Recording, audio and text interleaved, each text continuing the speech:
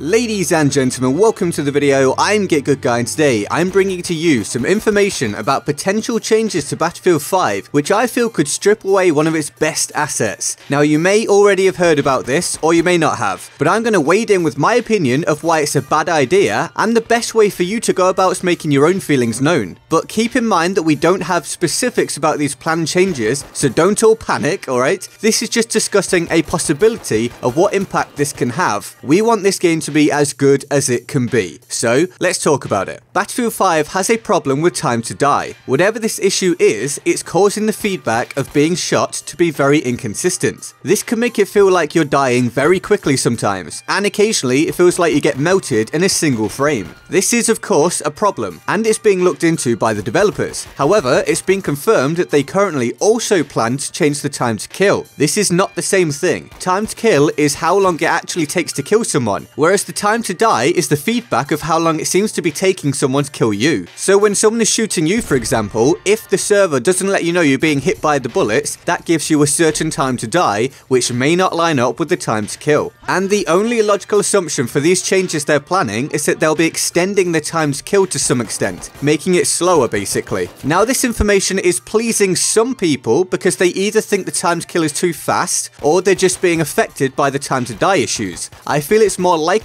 to be the latter in most situations. Regardless, the mass feedback from the community so far has been that they don't want changes to time to kill. The vast majority of comments reflect this, and every single poll I've seen has had a huge majority saying to keep the time to kill the same. So these planned changes currently look like being a huge knee-jerk reaction. I personally can't see a reason to alter the time to kill even a little bit. The changes put in place may only have a slight impact, of course, which would be the best outcome for such a change, and at worst it could destroy the entire feeling of the gunplay. Either way, I don't personally think it should be altered. Think about it this way: if you fix the time to die issue and extend the time to kill, the effects stack. It may end up feeling like it takes a long time to get killed, whilst making it take an unnecessarily long time to pick up kills of your own. I'd personally much rather see the time to die issue be fixed and then see how things feel and play out. That would be a much better time to assess the time to kill. From a pure gameplay standpoint, an extended time to kill will make it harder to take on multiple enemies, so the problems with pushing objectives if your team isn't forward thinking is even tougher. Playing solo and pushing things will be even harder as well. The pace of the game will likely get even slower, which promotes more camping because actually moving around will often just mean death when you find more than one enemy. Flanking will be far harder as well. The way to currently push key areas and clear things out is to pull off a great flank and take advantage of the time to kill, allowing you to put down multiple enemies. Well, that'll be dead,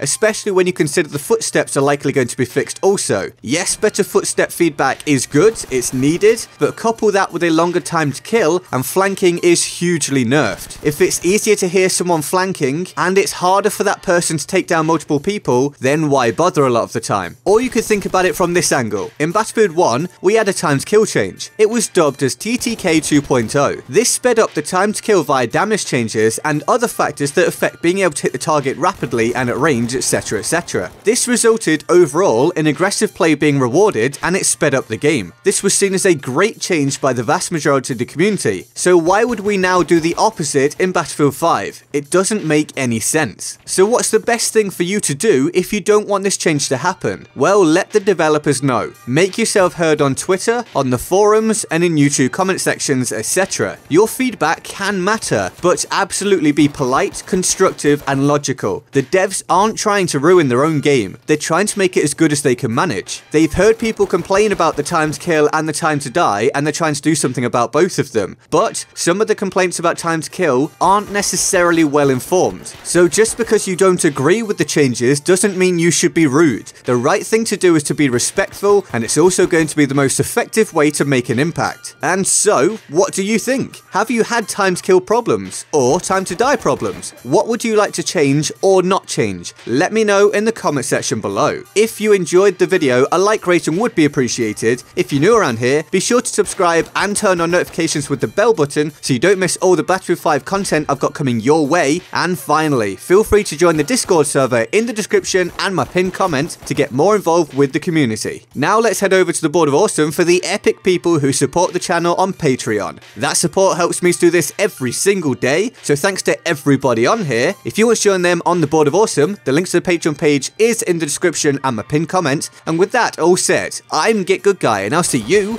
next time. Laters.